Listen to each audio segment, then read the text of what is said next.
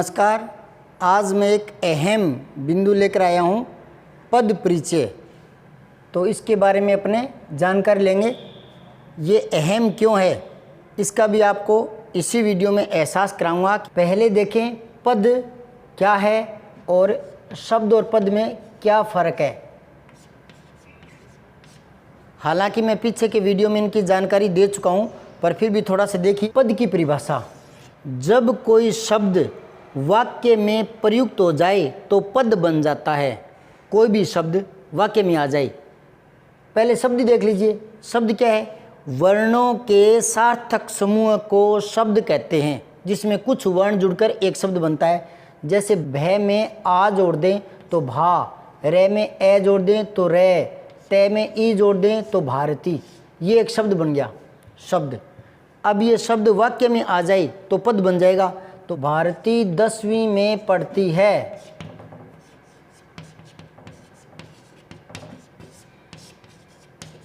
अब ये भारती शब्द ने रहकर पद बन गया। अब इसमें विभक्तियां आ गई। ये कर्ता विभक्ति है। इसमें कर्ता की जो ने विभक्ति है उसका प्राय लोप रहता है।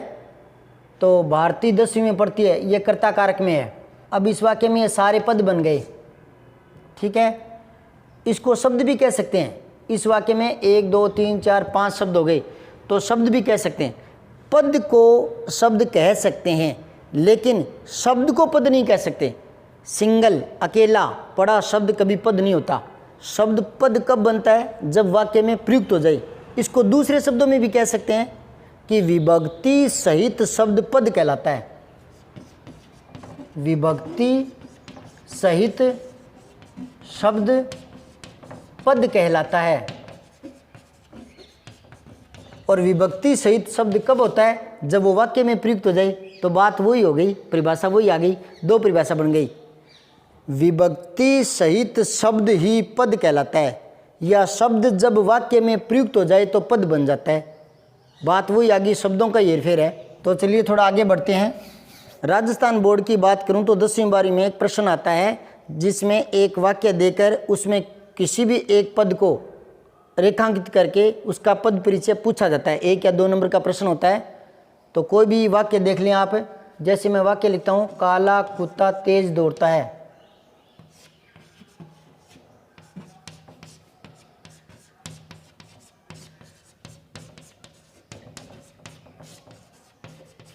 ये वाक्य आ गया। इसमें किसी भी एक शब्द को यानी एक पद को रेखांकित कर सकता है।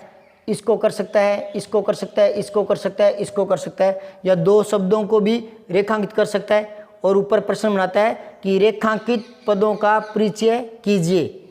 तो पद परिचय में क्या क्या चीज़ें आती है पहले वो देखें। सबसे पहले आपको बताना पड़ता है क्या है। नंबर 1 पर क्या है, इसका तात्पर्य है कि जो रेखांकित पद है वह क्या है। मतलब वह संज्ञा, सर्वनाम, क्रिया, विशेषण, इनमें से क्या है। संज्ञा, सर्वनाम, क्रिया और विशेषण, इनमें से क्या है। और अगर इन चारों में से नहीं है तो समस्या हल हो गई। फिर आप लिख दीजिए अविकारी शब्द। अविकारी शब्द, बस। तो ये हमें इन चारों में से देखना है कि नहीं, जो भी रेखांकित पद है वो। दूसरे नंबर पर बताना पड़ता है कौन सा। कौन सा से मतलब है कि संज्ञा है तो कौन सी, व्यक्तिवाचक, जातिवाचक, भाववाचक, इनमें से कौन सी संज्ञा है। और सर्वनाम है तो कौन सा, पुरुषवाचक, निश्चयवाचक, अनिश्चयवाचक, संबंधवाचक, इस प्रकार से 6 जो भेद हैं उनमें से छांटना है। क्रिया है तो कौन सी, अकर्मक या सकर्मक। विशेषण है तो कौन सा, 4 प्रकार होते हैं, गुणवाचक, संख्यावाचक, संकेतवाचक, परिमाणवाचक। तो इनमें से बताना पड़ता है कि वो कौन सा है, यानी इनके भेद बताने पड़ते हैं 2 नंबर पर। तीसरा बताना पड़ता है उसका कारक क्या है। कारक किस कारक में है वो। और कारक 8 प्रकार के होते हैं, वो आपको आने चाहिए। इनके भेद भी आपको याद होने चाहिए, इनका भी आपको ज्ञान होना चाहिए। तो ये सारी की सारी बातें मैं पीछे के वीडियो में समझा चुका हूँ। अच्छा होगा इस पद परिचय वाले वीडियो को सुनने से पहले आप मेरे संज्ञा सर्वनाम क्रिया विशेषण विकारी अविकारी कारक लिंग वचन ये सारे वीडियो मैं पहले बना चुका हूँ, क्योंकि मुझे पता था कि पद परिचय करवाने से पहले वो सारे टॉपिक करवा देने ज़रूरी है, उसके बाद ही पद परिचय समझ में आता है। तो मैंने काफ़ी समय से उन्हीं बिंदुओं पर कई वीडियो बनाए हैं। मेरे चैनल को सब्सक्राइब करके पीछे जाकर देख सकते हैं, मैंने प्लेलिस्ट बना रखी है, और उन वीडियो को देखने के बाद इस पद परिचय की बातें ज़्यादा समझ में आएगी और जल्दी समझ में आएगी। तो चौथे नंबर पर आपको बताना पड़ता है उसका लिंग क्या है, रेखांकित पद का वो बताना पड़ता है, पुल्लिंग है या स्त्रीलिंग है। पाँचवें नंबर पर बताना पड़ता है उसका वचन क्या है, एक वचन है या बहुवचन है, तो आपको वचनों का भी ज्ञान होना चाहिए। ये सारे टॉपिक मैं करवा चुका हूँ।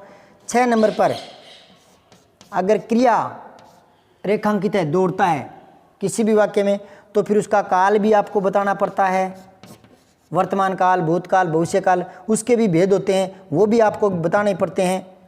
उसके बाद आप वाच्य भी बता सकते हैं अंत में बताना चाहें तो इतनी सारी चीज़ें बतानी पड़ती है।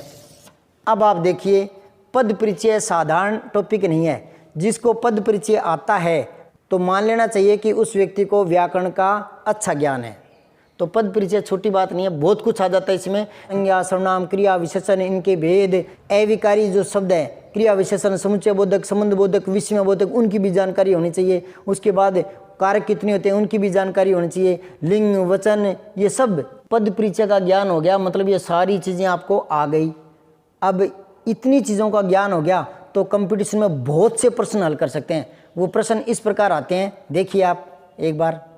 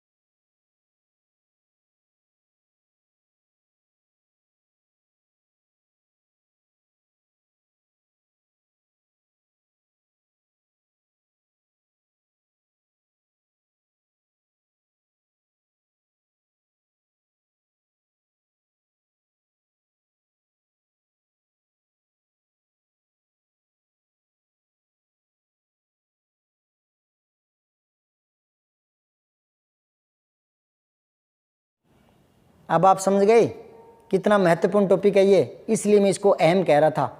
चलिए अपने इसी को हल करना शुरू करते हैं छोटे पैमाने से। 10वीं 12वीं की क्लास के लेवल से शुरू करते हैं, फिर आगे बढ़ते जाएंगे और आगे वाले वीडियो में विविध प्रकार के वाक्य शब्द दे करके इस चीज़ को गहराई से बताएंगे। अभी शुरुआत छोटे पैमाने पर करते हैं, सरल तरीके से। मान लो पेपर में आता है 10वीं 12वीं में कि इस पद का परिचय कीजिए, तो पद परिचय में ये चीज़ें बतानी पड़ती है। तो करने का एक तरीका होता है, आप अपने कॉपी में यहाँ प्रश्न क्रमांक डाल दीजिए, जो भी है प्रश्न 3, 4, 5 जो भी है। तो यहाँ लिखिए संकेत प्रश्न का पद परिचय। तो जांचकर्ता समझ जाता है कि बच्चे ने पद परिचय वाला प्रश्न अटेंड किया है। यहाँ आप जो भी पद परिचय करना है वो यहाँ आप लिख दीजिए काला। उसके बाद आप इसका पद परिचय करना शुरू कीजिए, ये बातें बताना शुरू कीजिए। क्या है मतलब काला जो पद है वो क्या है, इनमें से छांटिए क्या है। अब इनमें से छांटना है तो इनका ज्ञान चाहिए, ये आने चाहिए, और ये मैंने पीछे के वीडियो में करवाए हुए हैं। मेरे पीछे के वीडियो देखने की बात मैं इसलिए करता हूँ क्योंकि मैं जिस अंदाज में मैंने समझाया है उसी अंदाज में मैं इनका उत्तर निकालूंगा। तो प्रत्येक अध्यापक का पढ़ाने का अपना तरीका होता है, हल करने का अपना तरीका होता है। तो मैं तो मेरे द्वारा समझाए गए तरीके से ही इन प्रश्नों का हल निकालूंगा। तो सबसे पहली बात यह है, काला को देखना है क्या है।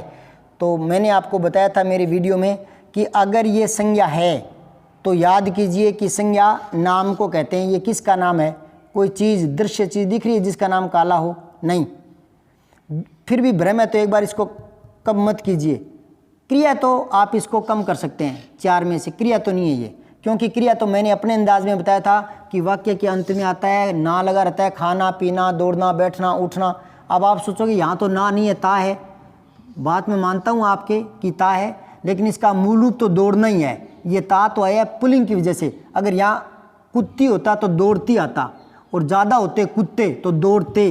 तो क्या है कि क्रिया जो है वो विकारी होती है, उस पर लिंग वचन का फर्क पड़ता है। कर्ता पुल्लिंग है तो क्रिया का रूप पुल्लिंग आएगा, कर्ता स्त्रीलिंग है तो क्रिया का रूप स्त्रीलिंग आएगा। ये बता चुका हूँ मैं अपने पीछे के वीडियो में। तो यहाँ विकारी होने के कारण ये ता ते ती आता है, वरना मूल रूप दौड़ना ही है और अंत में आता है। तो ये क्रिया तो नहीं है। काला एक कम हो गया।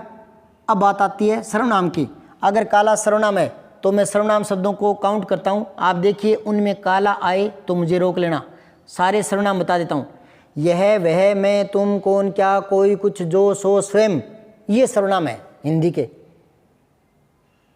दोबारा सुन लीजिए। यह, वह, मैं, तुम, कौन, क्या, कोई, कुछ, जो, सो, स्वयं, ये लगभग फिक्स ही होते हैं। हाँ, इनके रूप ज़्यादा हो सकते हैं, जैसे मैं का हम, हमें, हमको, मुझे, मुझको, तुम, तुम्हें, तुम्हारा। रूप क्यों बदलता है? क्योंकि सर्वनाम भी तो क्या है? विकारी है।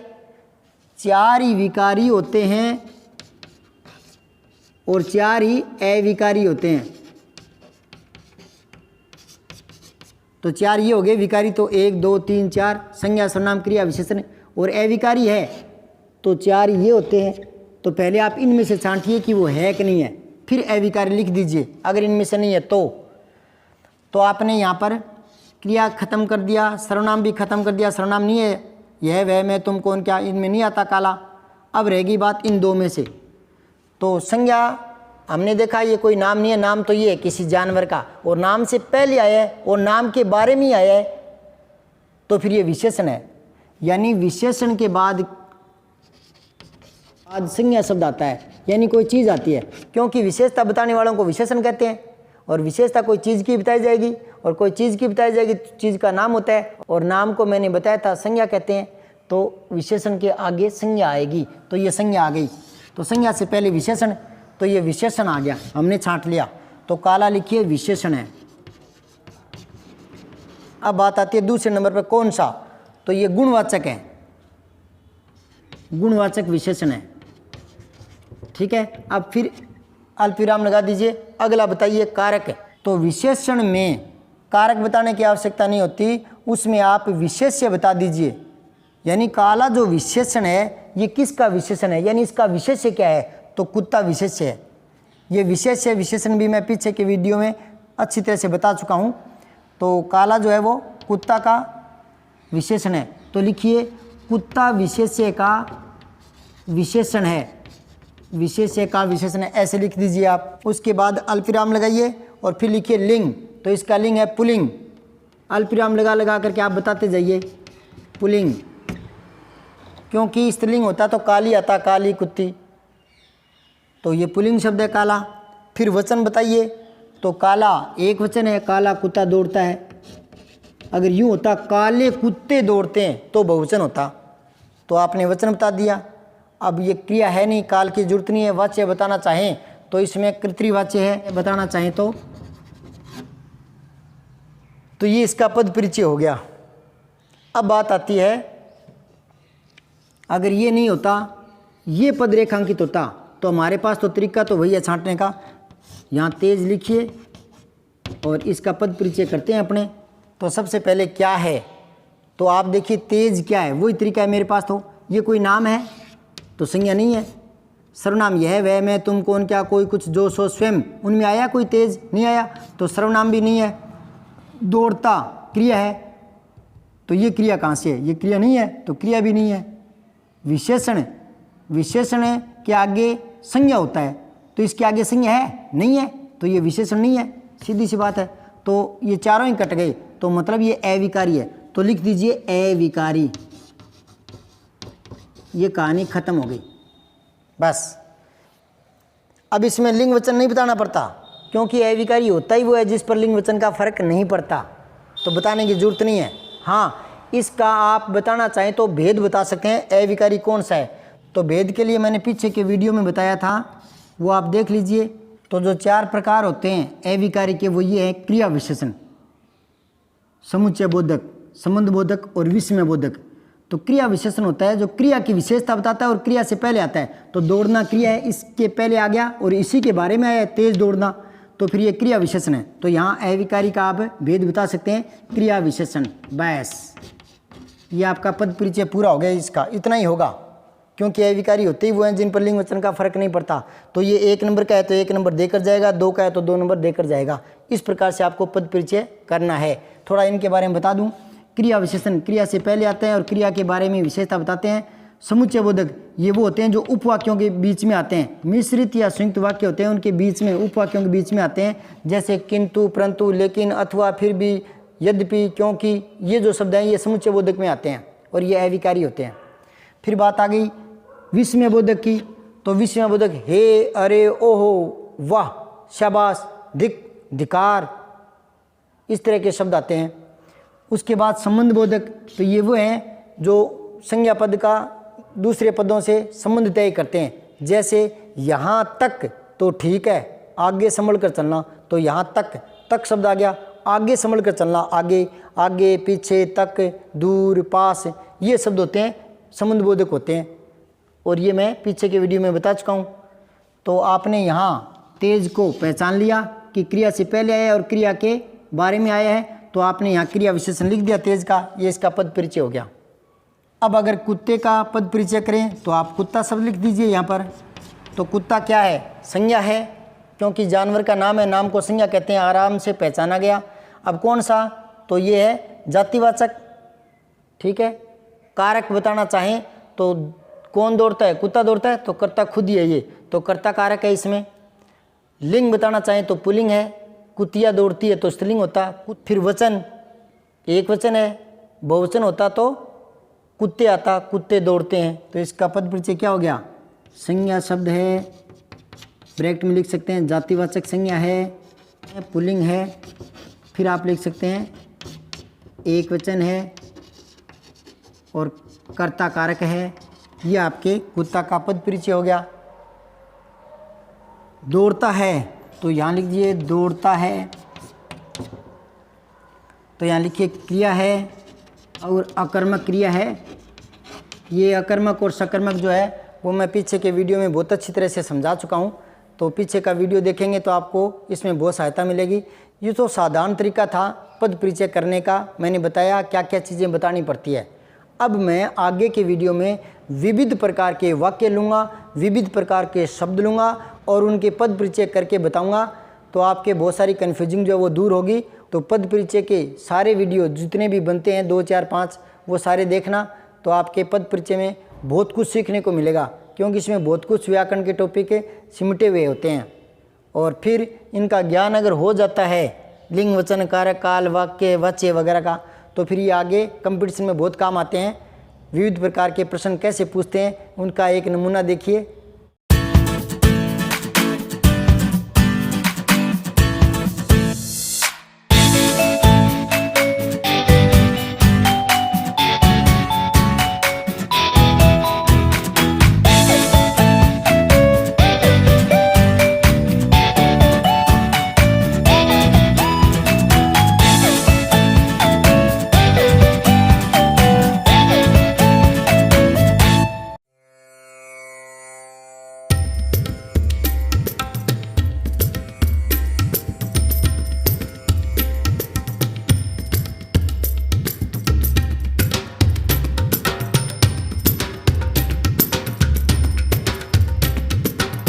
अब आप समझ गए होंगे पद परिचय कितना अहम टॉपिक है, इसमें बहुत सारी ज्ञान की बातें आ जाती है। तो बने रहिए, देखते रहिए, और जो कंपटीशन की तैयारी कर रहे हैं उनको शेयर ज़रूर कीजिए, किसी का भला होगा। अच्छी चीज़ शेयर करने में कोई बुराई नहीं है। आपके भविष्य के लिए मैं शुभकामनाएं करता हूं। धन्यवाद। जय माँ भारती।